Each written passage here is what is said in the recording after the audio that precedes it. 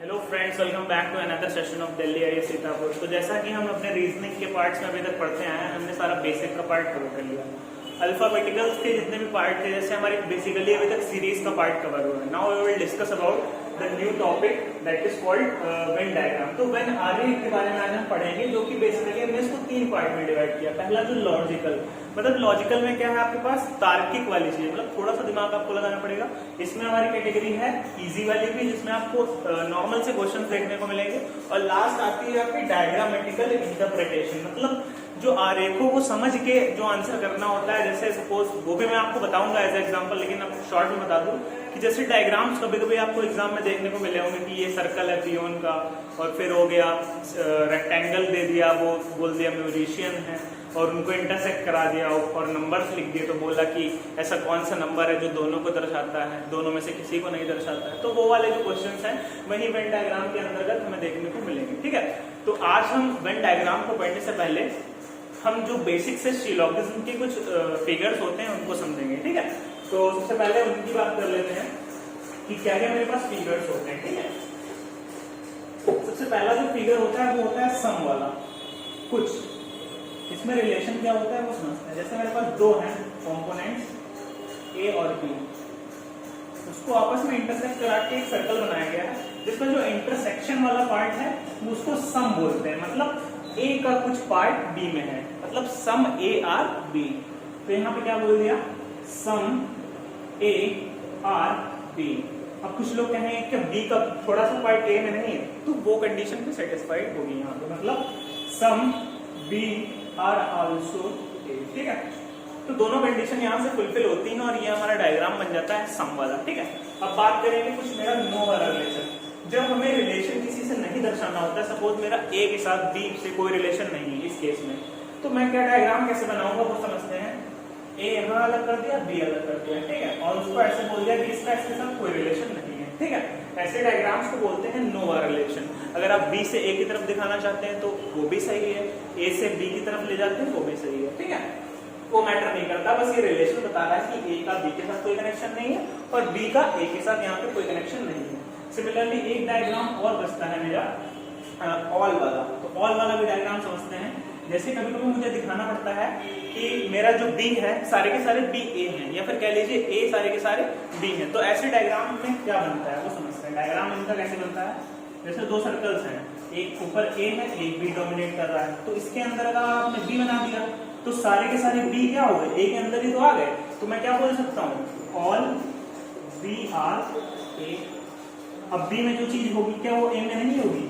ठीक है, तो वही रिलेशन यहाँ पे ऑल के भी बनाया गया। सिमिलरली बी की बात करें और ए से कनेक्ट करें उसे, तो कहने का मतलब ये यहाँ पे है कि ए की जितनी चीजें हैं क्या वो बी में लाइन नहीं करेंगे। तो क्या होगा मेरे, ऑल ए आर बी हो गए। बस ये ऑल वाला रिलेशन, ये सम वाला, ये नो वाला। ये तो अभी आपको बेसिक सा बताया है, लेकिन सिलोगिज्म वाला जब चैप्टर हमारा नेक्स्ट वेन डायग्राम के बाद आएगा तो उसमें आपको डिटेल में ये सारी चीजें देखने को मिलेंगी। ठीक है, अभी ये शॉर्ट में जान लीजिए, क्योंकि वेन डायग्राम्स में क्वेश्चन इतने कुछ ज्यादा हैवी नहीं आते, बस आपको नॉलेज होना चाहिए इन डायग्राम्स का। फिर सिलोगिज्म वाले पार्ट को जब हम कवर करेंगे तो डिटेल में इनके बारे में पढ़ेंगे। ठीक है, हाँ, तो अब बात कर लेते हैं हमारे क्वेश्चन की।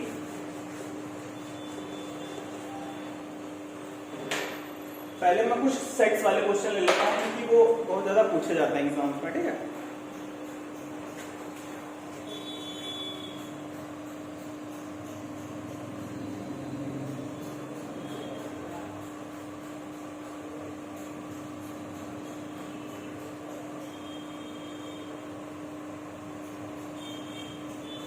क्वेश्चन नंबर 1 मैं ले लेता हूँ। जैसे मेरे पास दो सेट्स हैं। सेट आप लोगों ने बचपन में ही पढ़ा होगा, बचपन के 11वीं 12वीं क्लास में पढ़ा होगा रिसेंटली आप लोगों ने, कि एक सेट बना दिया, एक समुच्चय बना दिया जिसमें कुछ अंक हैं या कुछ डिजिट्स हैं या कुछ लेटर्स हैं, तो उनसे कनेक्टेड हम जो लॉजिकल सवाल हैं वो भी करेंगे। ठीक है, तो मैं पहला सवाल ले लेता हूँ समुच्चय से रिलेटेड। हाँ, एक यहाँ पे है 1 2 3 और 4। ठीक है, वृद्धि है यहाँ पे 2 और 3। ठीक है, अब इन्होंने पूछ दिया कि इनसे बनने वाला कॉम्बिनेशन क्या है, क्या वेन डायग्राम बनेगा इनका। तो मैं ऑप्शंस भी दे देता हूँ। ए ऑप्शन आपके सामने है, बी ए, बी ऑप्शन है आपके सामने, इंटरसेक्शन यानी सम वाला जो भी आपको पढ़ाया था, फिर सी ऑप्शन है आपके सामने अलग अलग, मतलब नो रिलेशन है ए का बी के साथ। डी में समझते हैं, डी का क्या दिया उन्होंने, रिलेशन है ए सारे बी में, ठीक है। तो ये समझते हैं है क्या आपके। तो जब भी आपको ऐसे कुछ डायग्राम्स दिखें या फिर ऐसे सेट्स दिखें तो आप क्या करा करिए, जो भी आपका सबसे बड़ा सेट हो उसको एज अ यूनिवर्सल सेट मानिए। मतलब ए मेरा यहाँ पे क्या हो गया, यूनिवर्सल सेट हो गया, तो मैं क्या बनाऊंगा, ए का सर्कल बना दूंगा ऐसे बड़ा बड़ा, ठीक है। फिर इसमें जितने भी कंपोनेंट्स हैं वो लिख दूंगा 1 2 3 और 4 लिख दिया मैंने, ठीक है। तो यही तो है ए, क्या है 1 2 3 4 ही तो है। आप समझते हैं आखिर बी क्या है, बी कहाँ पे आएगा, तो 2 और 3, 2 और 3 ए के अंदर ही तो है 2 और 3, तो ये क्या हो गया मेरा, ये वाला पार्ट क्या हो गया, बी ही तो हो गया। मतलब सारे के सारे बी क्या थे, ए थे। अब देखिए 2 और 3 किसमें लाई करा रहा है, इसमें तो आ रहा है, ए में आ रहा है, तो ए वाले पार्ट में आ रहा है। इसका मतलब क्या है, ए में जितने कंपोनेंट्स थे उसके बी के कुछ थोड़े पॉइंट्स उसमें भी थे। इसका मतलब क्या हो गया, सारे के सारे बी क्या हो गए, ए में आ गए, ठीक है। तो ऐसे ही चीजों को समझना है।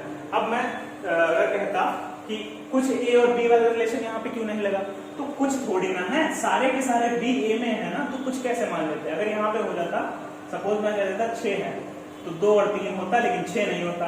अब कंप्लीटली बी ए के अंदर नहीं लाई कर सकता, कुछ हो गए, लेकिन कुछ हो गए, तो यहाँ पे क्या करना पड़ता, 1 2 3 4 और 6 वाला पार्ट यहाँ पे कहीं पे आ जाता, 6 को कवर करता हुआ चला गया, ठीक है। अब समझ, वो बात बाद में करेंगे जब इंटरसेक्शन वाले में क्वेश्चन देखने को मिलेंगे, ठीक है। हाँ, इसमें कैसे नई रिलेशन हो सकता था, सी वाले पार्ट में मैंने देखा ए में कुछ और बी में कुछ और होते, तब नो वाला रिलेशन लग जाता, लेकिन यहाँ पे कॉमन चीजें मिल गई, तो एटलीस्ट इंटरसेक्ट तो कराना पड़ेगा इनको, तो नो वाला रिलेशन यहाँ पे वैलिड नहीं हो जाता, ठीक है। फिर बात करें ए के अंदर किसको रख दिया, बी के अंदर रख दिया ए को, मतलब सारे के सारे ए कहाँ पे आएंगे, बी में, तो ऐसा तो पॉसिबल हो ही नहीं सकता, क्योंकि ए में तो ज्यादा है ना, बी में कम है, तो उल्टा हो गया यहाँ पे रिलेशन। तो ये वाला क्वेश्चन के आंसर को आपको सही करना पड़ेगा ऐसे क्वेश्चन, ठीक है। आपको सारे ऑप्शन समझाते हुए मैंने पूरा डिटेल में बता दिया। अब मूव करते हैं हमारे नेक्स्ट क्वेश्चन पे, जो कि मेरा प्रीवियस क्वेश्चन है, ठीक है। क्वेश्चन नंबर 2 है मेरा, राम लक्ष्मण सीता, लास्ट है आपका मेल, ठीक है। राम लक्ष्मण सीता और मेल, ठीक है। और इनके कुछ वो भी बना देता हूँ ऑप्शन ताकि आपको इजी रहे, ठीक है। ये देखिए सम वाला रूल यहाँ पे, और फिर बी ऑप्शन है आपका ये, सी ऑप्शन है ऐसे, और डी ऑप्शन है आपका एक सर्कल में तीनों, ठीक है। तो यहाँ पे जब भी आपको ऐसे क्वेश्चंस देखने को मिले तब आप क्या करा करिए कि एक कॉमन एंटिटी को चुना करिए। देखिए इसमें कॉमन मुझे क्या दिख रहा है, राम लक्ष्मण सीता और मेल। तो मेल एक ऐसी एंटिटी है जो 2 को दर्शा रही है, मतलब मेल के अंदर ऐसी 2 कैटेगरी लाई कर रही है। तो ये चीज आपको ध्यान रखनी होगी कि मुझे ऑलवेज क्या करना पड़ेगा, कॉमन एंटिटीज को चुनना पड़ेगा, और जब भी कॉमन ना मिले उसके लिए अभी नेक्स्ट क्वेश्चन में बताऊंगा, ठीक है। तो मेल वाली एंटिटी, तो मेल को मैंने ऐसे बड़ा बना लिया, ठीक है। अब मेल के अंदर कौन आ जाएगा, राम आ जाएगा, लक्ष्मण आ जाएगा, राम जी आ जाएंगे और लक्ष्मण जी आ जाएंगे, ठीक है। तो कहने का मतलब ये है कि मेल के अंदर कौन आ गया, राम जी लक्ष्मण जी। तो आपस में इनको इंटरसेक्ट क्यों नहीं कराया, क्योंकि राम की कैरेक्टरिस्टिक्स अलग है और लक्ष्मण की कैरेक्टरिस्टिक्स अलग है, उनमें अलग अलग ट्रेट्स हैं, ठीक है, अलग अलग हाइट है, कद है, जो कुछ भी आप कहना चाहें, इसलिए इनको अलग अलग करते हैं। लेकिन मेल से, ये जो मेल है और ये राम है, लक्ष्मण है, तो मेल से क्या कनेक्शन है, सीता का, मेल तो फीमेल है ना सीता, तो उनको अलग रख देंगे। तो आपका ऑप्शन कौन नंबर से बी सही हो जाएगा, ठीक है। अपने आप ड्रॉ करिए चीजों को, और फिर जब ड्रॉ करने लगेंगे तो आपको आंसर दिखने लगेगा डायरेक्टली आंसर में, ठीक है, ऑप्शन से। अब मूव करते हैं हमारे नेक्स्ट क्वेश्चन पे।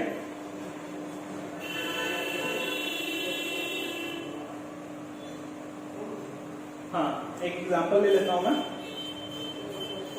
वही वाला ले लेते हैं, लॉजिकल वाला।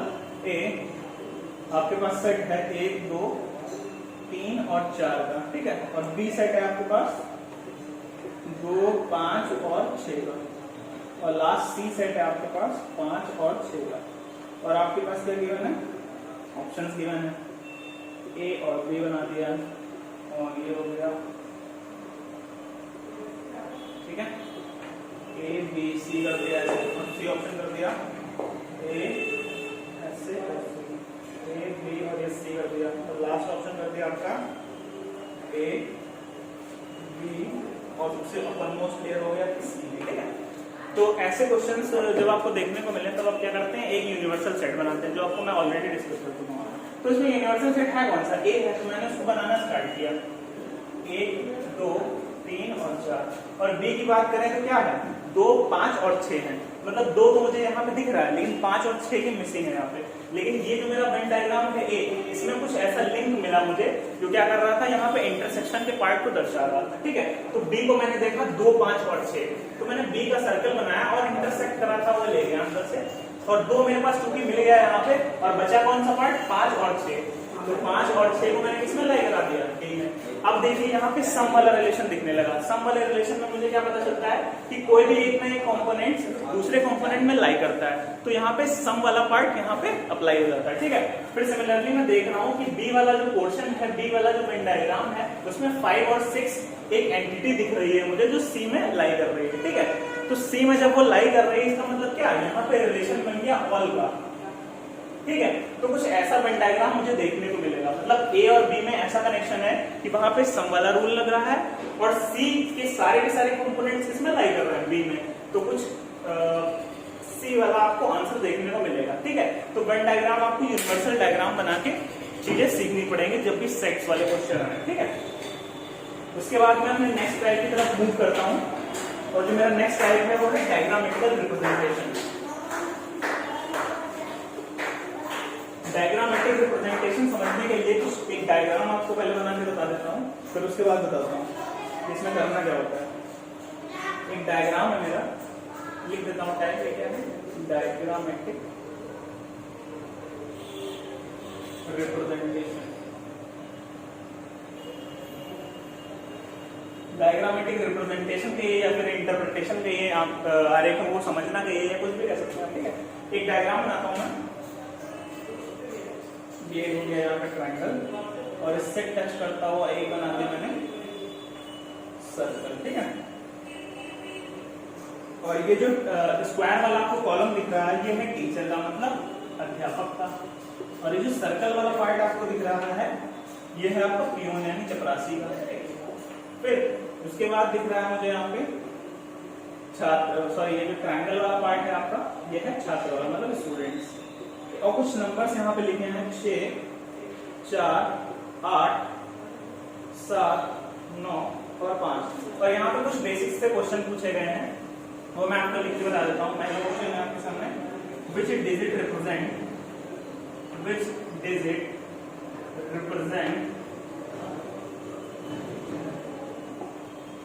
तो मैं आपको बता रहा था कि जब भी आपको डायग्रामेटिकल इंटरप्रिटेशन के क्वेश्चन आए तो उसमें क्या होगा, डिफरेंट फिगर्स होंगे, उनको रिप्रेजेंट किया गया होगा कि यार ये सर्कल जो है आपका पियोन का है, जैसे इसमें गिवन है। फिर ये जो स्क्वायर वाला पार्ट था ये टीचर का है, और ये छात्र, मतलब जो ट्रायंगल्स हैं वो छात्र हैं, ठीक है। और मैंने कह रहा था कि आपको कि 4 क्वेश्चन आपको डायरेक्टली मैं लिख देता हूँ, फिर आपको बताऊंगा कि क्या आखिर ऐसा रहता है इसमें, कि आपको क्या ट्रिक लगानी है, किस बेसिस पे आपको इसमें आंसर करना है चीज़ों को, ठीक है। तो मैं पहला क्वेश्चन लिख रहा था, विच डिजिट रिप्रेजेंट स्टूडेंट,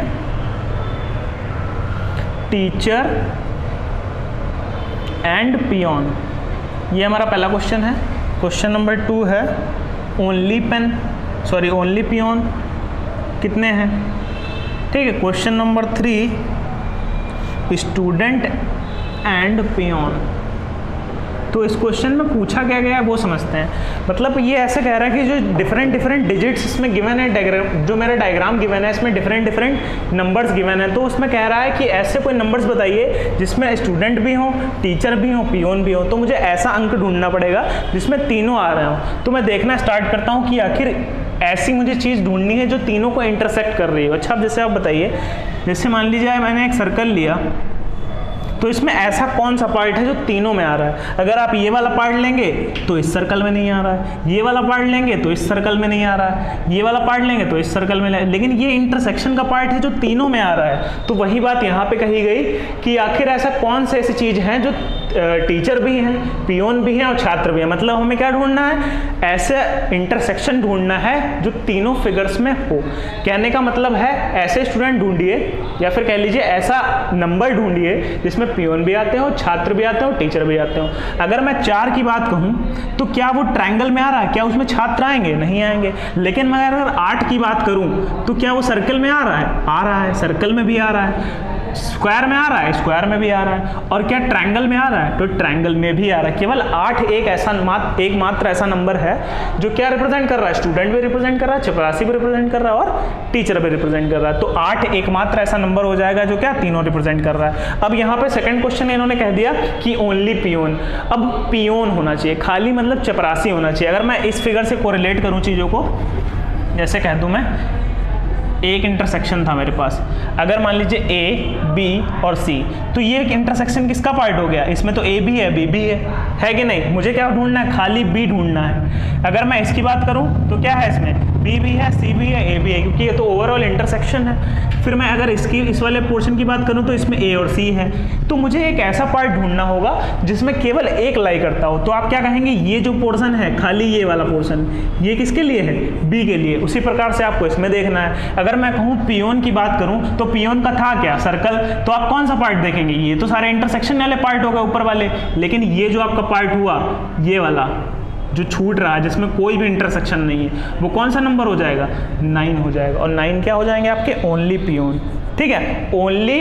और जैसे मान लीजिए क्या है पियोन, तो पियोन तो ये भी हो सकता है ना, टीचर वाले भी तो पियोन थे, और पियोन तो क्या हो सकते हैं, छात्र भी पियोन हो सकते हैं, क्योंकि उसमें इंटरसेक्शन का पार्ट लिया गया। लेकिन अगर ओनली की बात आ जाए, इसका मतलब प्योर वाला पार्ट पूछा है, केवल वो क्या होने चाहिए, पियोन होने चाहिए, चपरासी होने चाहिए। तो केवल पियोन कौन हो गए, 9। ठीक है, फिर लास्ट क्वेश्चन में कहा इन्होंने स्टूडेंट एंड पियोन। तो स्टूडेंट और पियोन का हमें क्या करना है, इंटरसेक्शन ढूंढना है। अब मैं देख रहा हूँ स्टूडेंट कौन है, ये, और पियोन कौन से हैं, ये।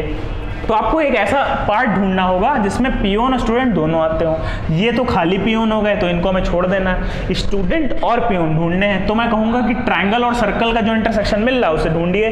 तो ट्रायंगल कौन है, ये है, और सर्कल कौन है, ये है। लेकिन अगर आप 8 लेते हैं तो उसमें कौन आ जाएंगे, टीचर भी आ जाएंगे। 4 लेते हैं तो कौन आ जाएंगे, टीचर भी आ जाएंगे।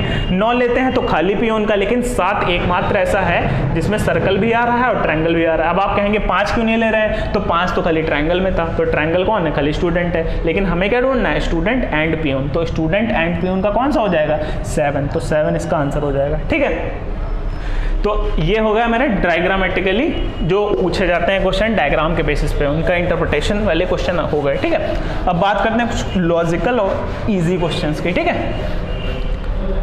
हाँ, तो मैं अगला क्वेश्चन लेता हूँ। हाँ, इजी क्वेश्चंस ले लेते हैं आप थोड़े से। ये अर्थ है, क्वेश्चन नंबर 5। ठीक है, अर्थ, सैटर्न, प्लैनेट और लास्ट में स्टार। ठीक है, तो इनका मैं वेन डायग्राम बना देता हूँ, ऑप्शंस के बेसिस पे करते हैं चीज़ें। ये हो गया आपके पास पहला वेन डायग्राम, बी हो गया आपके पास,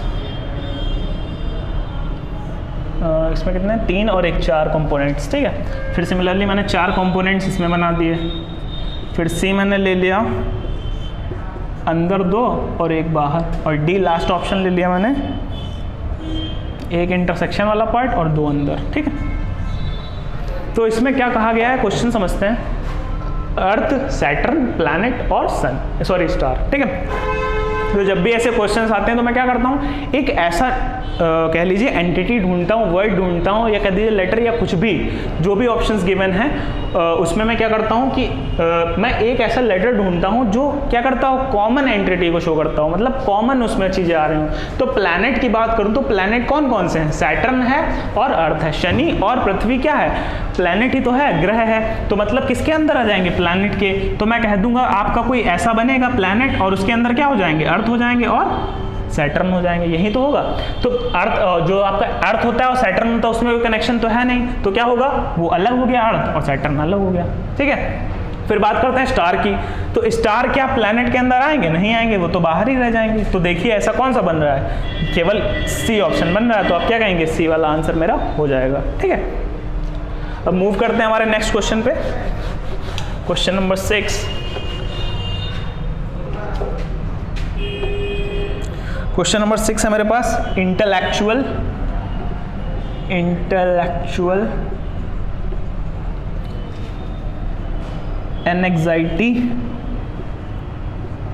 एनेक्साइटी और हेलास्ट पावर।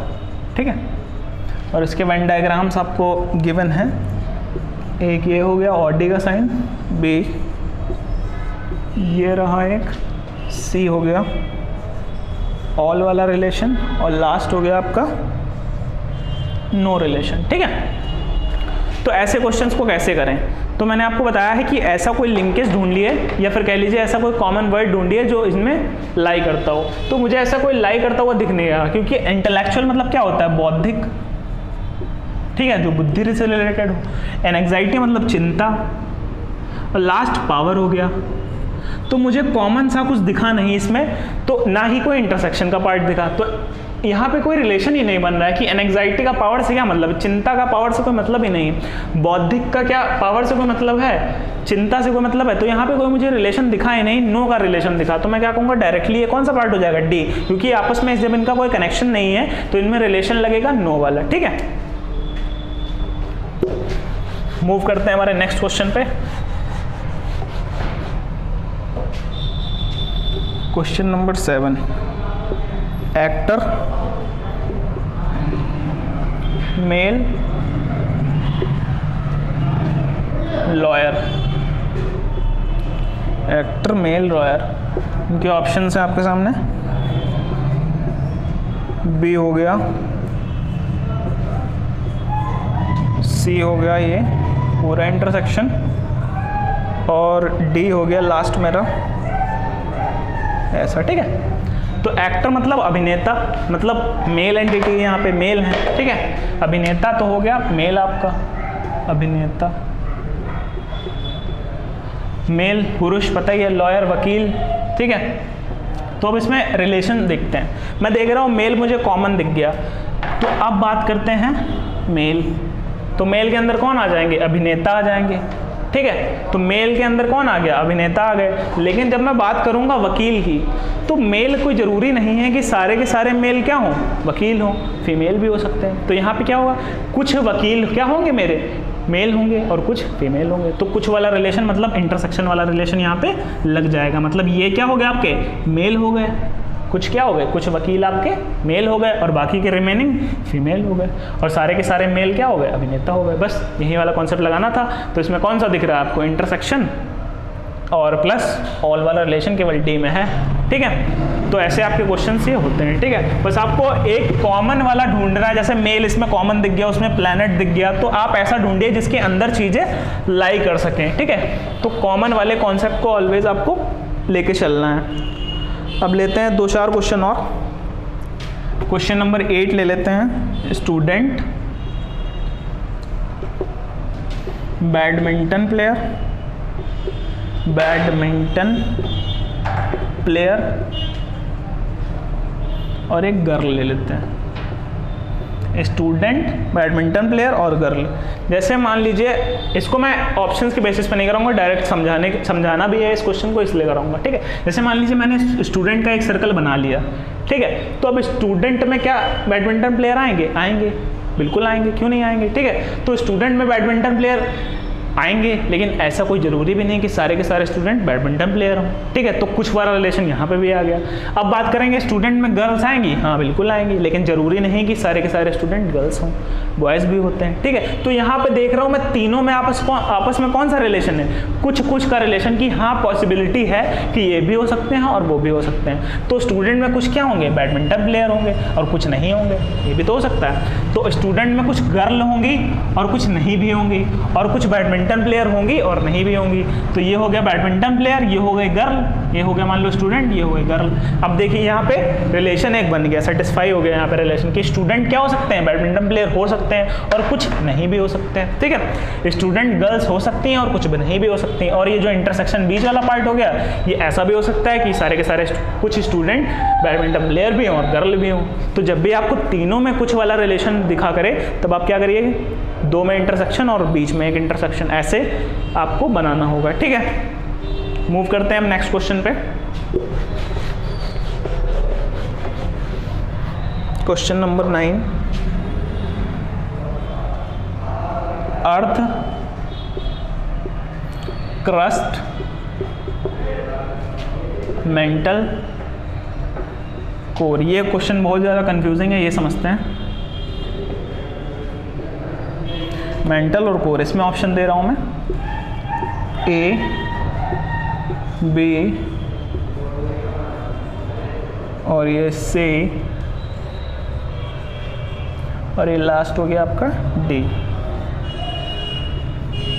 4 एंटिटी 4 बना दिए, ठीक है। एक यहाँ पे बाहर होगा, 3 और 3 और एक 4, ठीक है, 4 बन गए, ठीक है। तो ऑप्शंस के बेसिस पे आपको करना है। मैं देख रहा हूँ कि यार ये जो क्रस्ट, मेंटल, कोर हैं, ये लेयर्स हैं, लेयर बाय लेयर चीज़ें हैं जो अर्थ के नीचे हैं, ठीक है। तो मैं अर्थ बना लेता हूँ। मान लीजिए आपकी ये अर्थ है, ठीक है। उसके बाद आपका क्या हो जाएगा, कोर हो जाएगा, ठीक है। सॉरी, अर्थ के बाद अर्थ, क्रस्ट, फिर मेंटल, फिर कोर, ठीक है। ये चीज़ें आपकी होती हैं लाइन बाय लाइन। तो कुछ लोगों को लगेगा ये चीज़ सही है, लेकिन ऐसा नहीं है।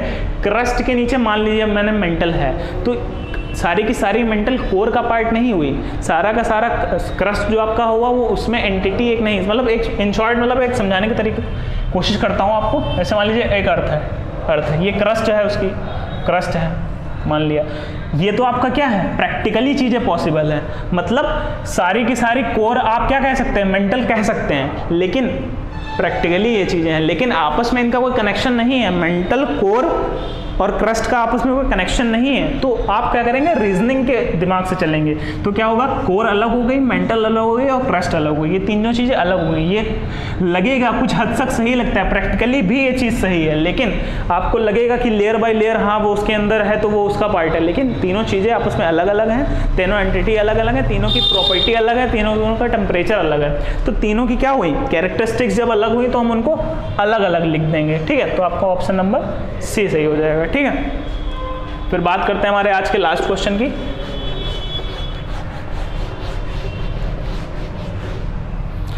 क्वेश्चन नंबर 10, लॉयर, टीचर और टी ड्रिंकर। टी ड्रिंकर, इसके ऑप्शंस भी ले लेता हूं मैं। बी हो गया आपका और सी हो गया ये, और लास्ट डी हो गया ये, ठीक है। तो इसमें पूछा क्या गया है, लॉयर, टीचर और टी ड्रिंकर, मतलब चाय पीने वाला, टीचर और लॉयर। यहाँ पे आपको कोई कनेक्शन नहीं दिख रहा होगा, क्या मतलब ऐसा नहीं है कि टीचर क्या लॉयर नहीं हो सकते हैं यार, पॉसिबिलिटी है। लॉयर टीचर्स हो सकते हैं कुछ, या लॉयर टी ड्रिंकर हो सकते हैं, टीचर भी टी ड्रिंकर हो सकते हैं, लेकिन कोई ज़रूरी नहीं है। कोई ज़रूरी नहीं कि सारे के सारे लॉयर क्या करें, चाय पीते हो, ज़रूरी नहीं है ऐसा। सारे के सारे टीचर चाय पीते हो, ऐसा ज़रूरी नहीं। तो आप क्या कर सकते हो, ऐसे नहीं कर सकते हो कि ऐसे उठा के रख लिया कि भैया टी ड्रिंकर ये हैं और इसके अंदर लॉयर और टीचर ये हो गए, गलत चीज़ है, ये कर नहीं सकते आप ऐसा, ठीक है। ये भी नहीं कर सकते क्योंकि ऑल वाला रिलेशन तो इसमें लगना ही नहीं है कि सारे के सारे टी ड्रिंकर और फिर टीचर फिर लॉयर, ये तो पॉसिबिलिटी है ही नहीं। अब बात करते हैं इसकी, इसमें भी कोई ऑप्शन आपका सेटिस्फाई नहीं होगा। ऐसा नहीं हो सकता कि सारे सारे टी ड्रिंकर उसमें लॉयर आ जाएं और टीचर से उनका कोई कनेक्शन ही ना हो, ठीक है। तो अगर देखा जाए ऑप्शंस के बेसिस पे तब तो डी सही होता है, लेकिन प्रैक्टिकली अगर चीज़ें देखी जाए तब समझते हैं कि ये लॉयर का मैंने मान लिया और ये टी ड्रिंकर का मान लिया और ये टीचर का मान लिया। तो मैं कह सकता हूँ ऐसा कि लॉयर क्या हो सकते हैं, चाय पीने वाले हो सकते हैं और कुछ नहीं हो सकते हैं, ठीक है। लॉयर कुछ टीचर्स हो सकते हैं लेकिन कुछ नहीं भी हो सकते हैं, और कुछ ऐसे हो सकते हैं जो तीनों करते हो, मतलब लॉयर भी हो, टीचर भी हो और टी-ट्रिंकर भी हो, ठीक है। तो जब भी आपको कुछ सम वाला रिलेशन दिखाना हो और तीनों में प्रॉपर कोई कनेक्शन ना दिख रहा हो, तब आपको हमेशा ये वाला कुछ मतलब सम वाला रिलेशन लगाना पड़ेगा, ठीक है। तो आज की क्लास यहीं पे ओवर होती है और वेन डायग्राम्स के कुछ और इंटरेस्टिंग क्वेश्चन आपके लिए लेके आऊँगा। जैसे डायग्रामेटिकल इंटरप्रिटेशन वाले क्वेश्चन बहुत सारे आते हैं, तो उनको भी मैं अपने नेक्स्ट पार्ट में लेके आऊँगा। आई होप आपको आज का सेशन पसंद आया होगा। Do like, comment, share and subscribe to our YouTube channel. Thank you.